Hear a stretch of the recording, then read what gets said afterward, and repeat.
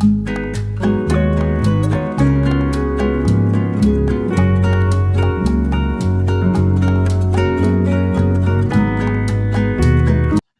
आज के इस वीडियो में मैं आपको बहुत ही आसान तरीका से इस क्वेश्चन को बनाना सिखाऊंगा। तो चलिए बिना किसी देरी के इस वीडियो को शुरू करते हैं। अगर आप क्लास 10th में हैं और मैट्रिक की तैयारी कर रहे हैं तो ये वीडियो आपके लिए बहुत ही महत्वपूर्ण होने वाला है, क्योंकि दोस्तों ये मैट्रिक का परीक्षा में 5 नंबर के लिए पूछा जाता है। तो चलिए सबसे पहले हम लोग क्वेश्चन को पढ़ना शुरू करते हैं। तो यहाँ पर जैसे कि दोस्तों क्वेश्चन है, छायांकित भाग का क्षेत्रफल ज्ञात कीजिए यदि केंद्र O वाले दोनों सकेंद्रीय वृत्तों की त्रिज्याएं क्रमशः 7 सेंटीमीटर और 14 सेंटीमीटर है तथा कोण AOC बराबर 40 डिग्री है। जैसे कि दोस्तों इस आकृति को ध्यान से देखिए, तो यहाँ पर एक वृत्त अंदर में है और एक वृत्त यहाँ पर बाहर में है, और दोनों का जो केंद्र है वो एक ही है, यानी दोनों वृत्त का जो केंद्र है वो है O। तो इसीलिए यहाँ पर हम लोग बोलेंगे कि दोनों वृत्त जो है वो सकेंद्रीय है। जब दोनों वृत्त का केंद्र एक ही होगा तब हम लोग बोलेंगे कि ये दोनों वृत्त जो है ये सकेंद्रीय है। अब यहाँ पर छोटे वृत्त की त्रिज्या 7 सेंटीमीटर है और बड़े वृत्त की त्रिज्या 14 सेंटीमीटर है, और यहाँ पर बीच में ये जो कोण बना है ये है आपका 40 डिग्री। अब इस क्वेश्चन को बनाने से पहले कुछ बेसिक नियमों को पहले हम लोग समझ लेते हैं। त्रिज्यीय खंड को इंग्लिश में सेक्टर कहा जाता है। जैसे कि इस वृत्त को ध्यान से देखिए, इस वृत्त का O जो है ये हो जाएगा इस वृत्त का केंद्र। O से लेकर के A तक और O से लेकर के B तक इस वृत्त की हो जाएगा त्रिज्या। त्रिज्या को हम लोग R से डिनोट करेंगे। तो इस वृत्त की त्रिज्या है OA और दूसरा है OB। अब यहाँ पर इन दोनों त्रिज्या के बीच जो कोण बना है इसको हम लोग मान लेंगे थीटा, और यहाँ से लेकर के यहाँ तक ये जो है इसको हम लोग बोलेंगे चाप, यानी चाप बोलेंगे APB। जब दो त्रिज्या और एक चाप से मिलकर बना कोई क्षेत्र बनेगा तो उसको हम लोग बोलेंगे त्रिज्यीय खंड।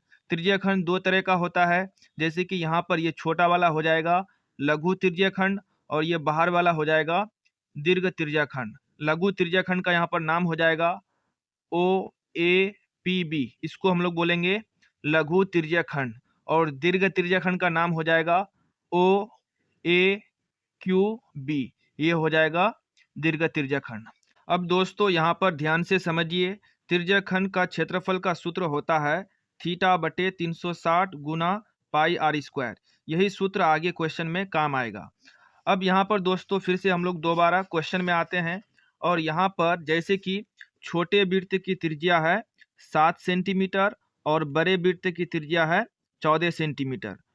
O से लेकर के B तक है इसकी लंबाई 7 सेंटीमीटर और O से लेकर के A तक की लंबाई है 14 सेंटीमीटर। तो यहाँ पर हम लोग लिख सकते हैं छोटे वृत्त की त्रिज्या को हम लोग R से डिनोट करेंगे, R बराबर OB बराबर 7 सेंटीमीटर, और बड़े वृत्त की त्रिज्या को हम लोग OA से दिखाएंगे, यहाँ से लेकर के यहाँ तक ये बड़े वृत्त की त्रिज्या हो जाएगा, और बड़े वृत्त की त्रिज्या है यहाँ पर 14 सेंटीमीटर। अब यहाँ पर दोस्तों थीटा जो है ये 40 डिग्री है, तो यहाँ पर हम लोग लिख देंगे थीटा बराबर 40 डिग्री। अब यहाँ पर लिखेंगे चूंकि छायांकित भाग का क्षेत्रफल बराबर, सबसे पहले अब देखिए यहाँ पर छायांकित भाग का क्षेत्रफल कैसे निकालेंगे। तो बड़े त्रिज्यीय खंड का क्षेत्रफल से छोटे त्रिज्यीय खंड का क्षेत्रफल को जब घटा देंगे तो ये वाला भाग यानी छायांकित भाग निकल करके आ जाएगा।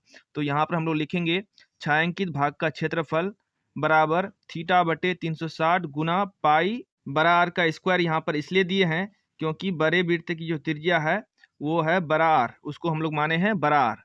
अब यहाँ पर दोस्तों उसके बाद लिखेंगे माइनस थीटा बटे 360 गुना पाई आर का स्क्वायर, और यहाँ पर लिखेंगे हम लोग छोटा आर का स्क्वायर, क्योंकि यहाँ पर दोस्तों जब बड़े त्रिज्याखंड का क्षेत्रफल से छोटे त्रिज्याखंड का क्षेत्रफल को जब घटा देंगे तो ये छायांकित भाग का क्षेत्रफल निकल करके आ जाएगा, इसीलिए यहाँ पर हम लोग ऐसा लिखेंगे। अब यहाँ पर देखना है कि इन दोनों में कॉमन क्या है। जैसे कि यहाँ पर थीटा बटे 360 है तो यहाँ पर भी है थीटा बटे 360, तो इन दोनों में कॉमन के रूप में हो जाएगा थीटा बटे 360।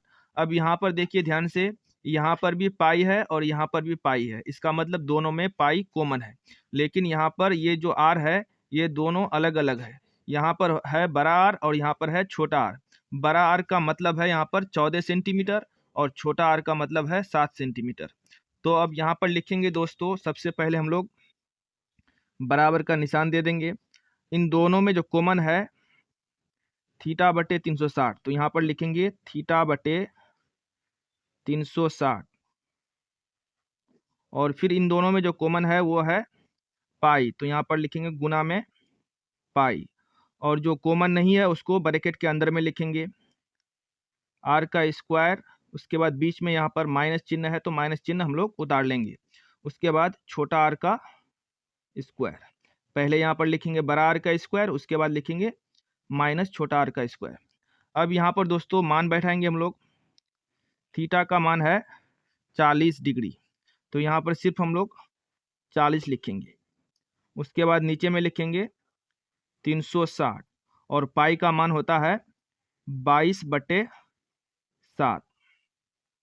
अब यहाँ पर दोस्तों बड़ा आर है, बड़ा आर का मान है 14 सेंटीमीटर, तो यहाँ पर लिखेंगे हम लोग 14 और उसका कर देंगे स्क्वायर।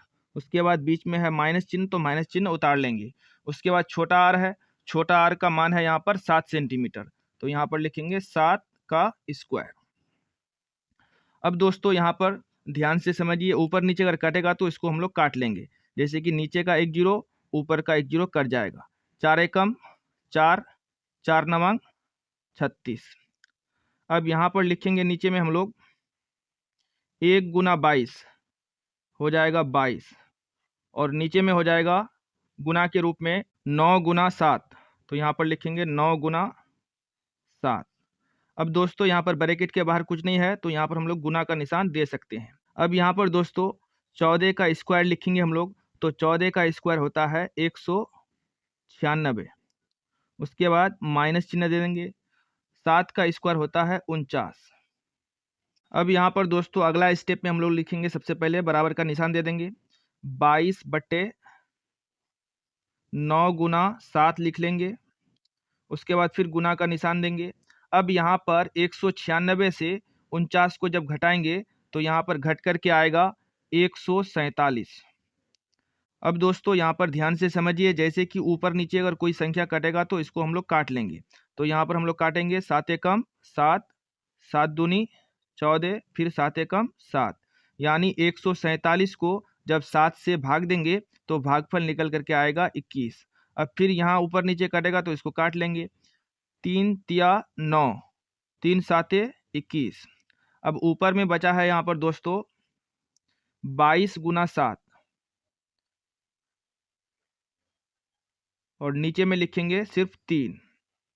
22 गुना 7 जब करेंगे तो यहाँ पर निकल करके आएगा 154, और यहाँ पर नीचे में लिखेंगे बटे के रूप में 3, क्योंकि यहाँ पर क्षेत्रफल है इसीलिए यहाँ पर लिखेंगे हम लोग सेंटीमीटर स्क्वायर, यानी छायांकित भाग का क्षेत्रफल निकल करके आया है 154/3 सेंटीमीटर स्क्वायर।